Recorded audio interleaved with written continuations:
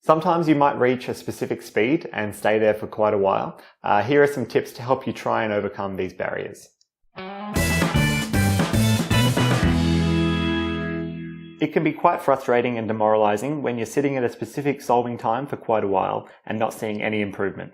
So here are some quick tips to help you progress and try and overcome these barriers that you might run into. The first tip is to recognize that whilst improvement may not be tangible and actually show up in your solving times, it's good to know and recognize that if you are practicing correct habits and doing deliberate practice, then your ability will be constantly improving, even if your speed isn't. So it might not look like you're improving, but it can be comforting knowing that you actually are. The second tip is, honestly, if you're getting fed up and really frustrated, just take a break.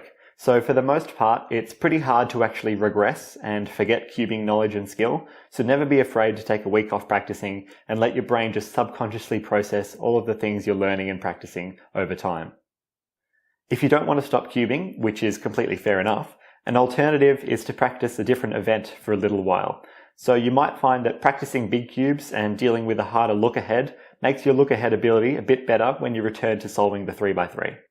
Another good idea to help you identify where you can cut down time on your solves is to record yourself doing timed solves and then rewatch it and spot your flaws and be self-critical about your solves. Another piece of advice is to focus less on your times when you're doing a practice session. So one bad habit I and probably many other cubers have is to keep on checking the session average right after every single solve you do during a practice session. What you can instead try to do is only focus on one solve at a time. So after you do a solve, just completely forget about it, don't look at the session average or any statistics, and just move on to the next one and give each individual solve 100% of your attention.